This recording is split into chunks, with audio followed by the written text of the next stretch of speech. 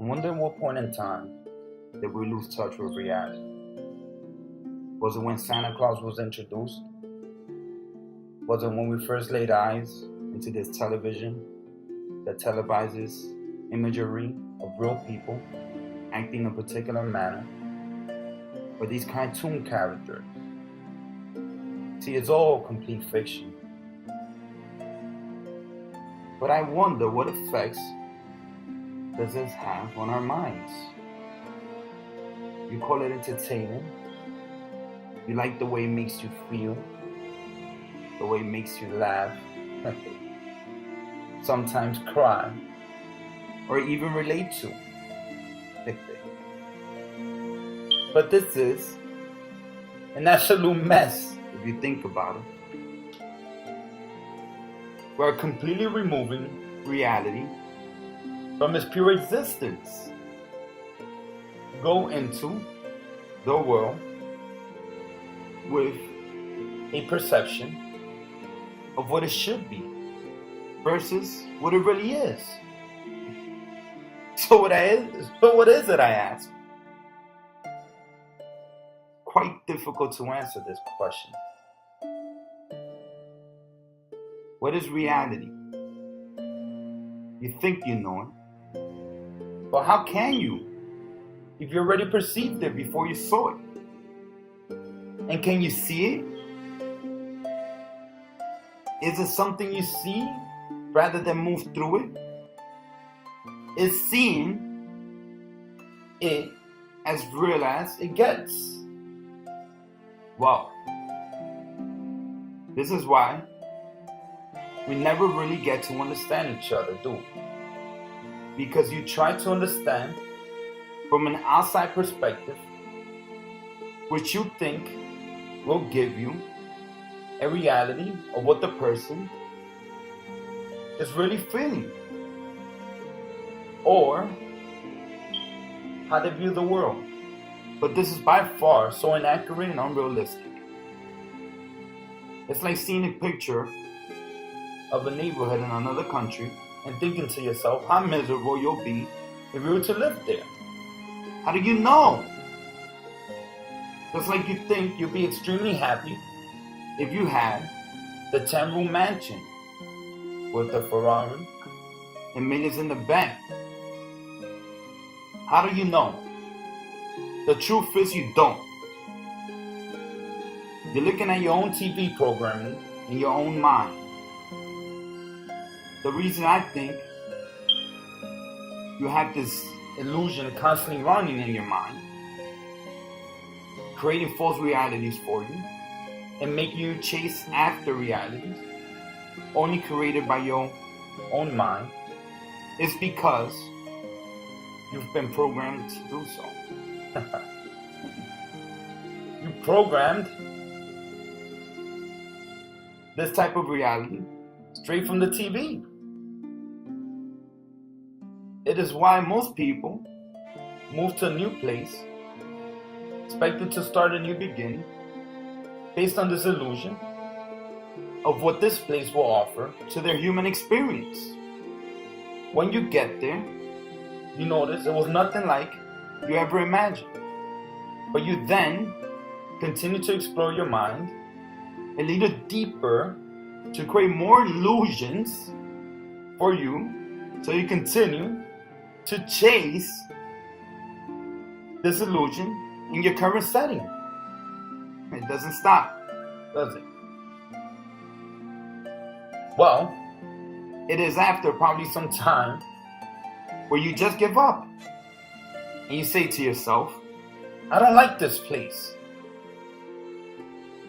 That is when you can begin to really truly get to know this place.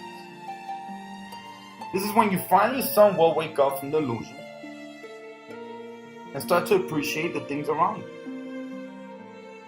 When you give up all these expectations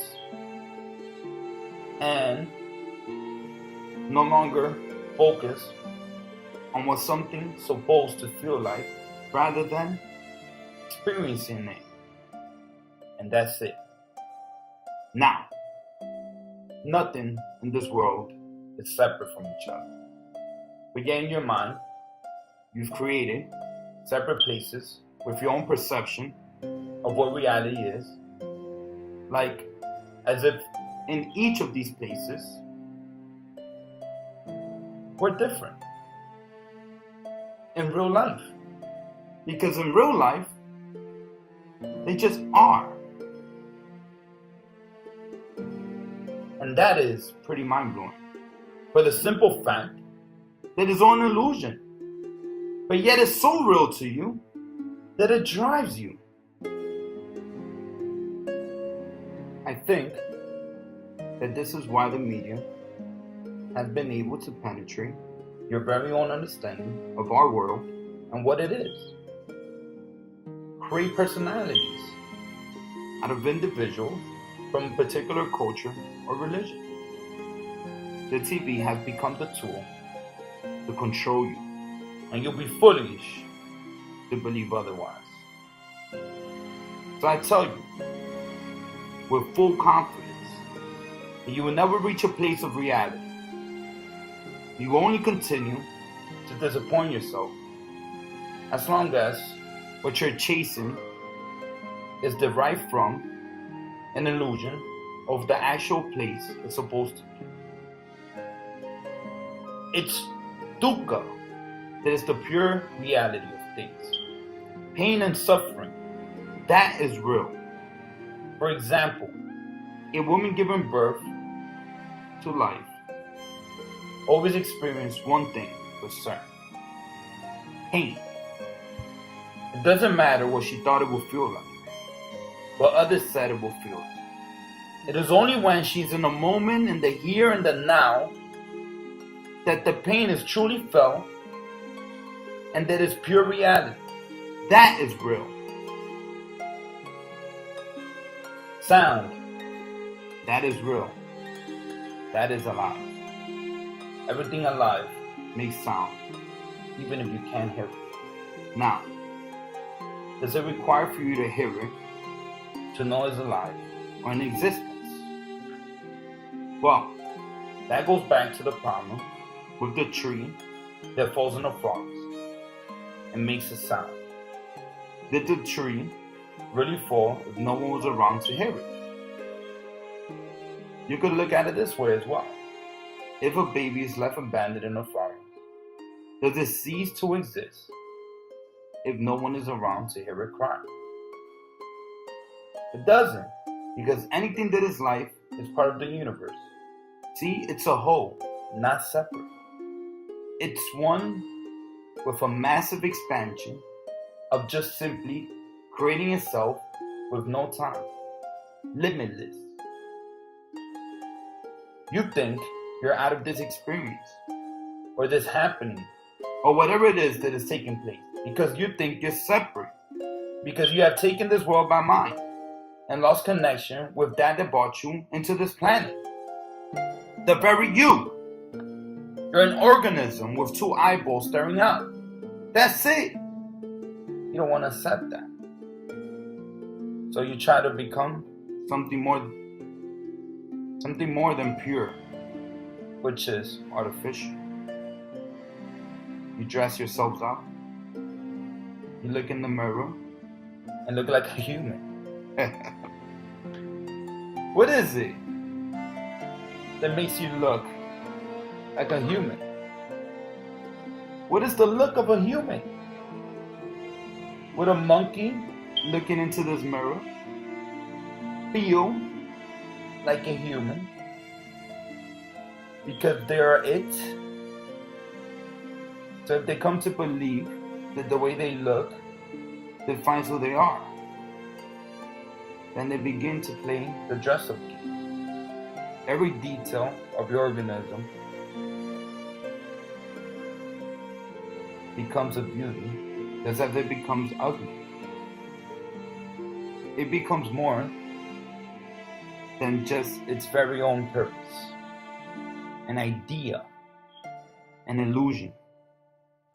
This is the problem here, folks, because you become more than your own purpose. Therefore, You're always chasing things to justify the purpose of you living, which is an illusion. There is just purpose in you being born and being alive. Breathing.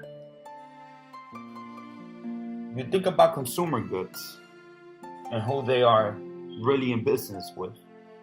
It's not you. The saying is you. It's like saying that your very own existence requires consumer goods to survive, and it doesn't. Who's truly in business with you is the whole universe.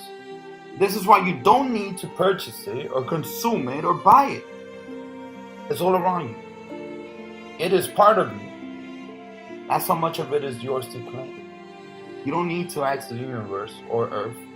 You can borrow breathing, or you can bathe in the water, or you can have its fruits from the tree, or if you can drink from the fountain of water. It's your ego that business consumes. Consumption itself is an illusion, just like your ego. And that's why they can manipulate with ads, TV, radio, label, brands. Well, if you wake up from this illusion of self-defiance through perception of who you think you are, if you stop dressing this ego, if you stop listening to this ego, if you stop chasing happiness with the ego, if you stop loving with this ego, guess what's left after getting rid of ego? If you got rid of this illustrated imaginary character, you're left. You see, you never left, just like you never really arrived. It's always been you. Wake up, I say to you. Get rid of all these layers, all this hate you have built amongst yourselves. Build out of this illusion.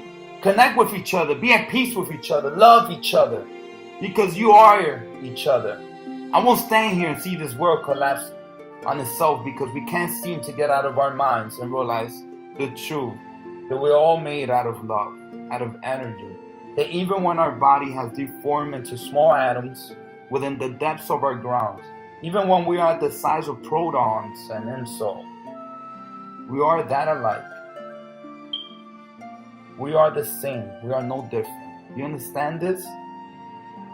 This is madness. This is insane. You are me. I am you. The only reason you say no is because you deny yourselves this truth through what you call yourself, through your illusion.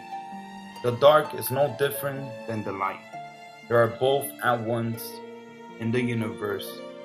They coexist at the very same time, and it's never been any other time. Wake up, I tell you. Why do you hate yourself? Hating yourself is hating me, because I am you. And this is why when you hate yourself, you hate others, because others are you. I won't play this game with you no more. I choose to opt out. By doing so, I'm choosing to accept things for the way they are. That means suffering, indifferences, beliefs, judgment. I mean everything. Because this is the way it is, and I must accept it in order to make peace with it. So go and free yourself. Live in abundance. You are love. You are it. You are this very moment. And always have been. So come back. Come back to the light. If you still can.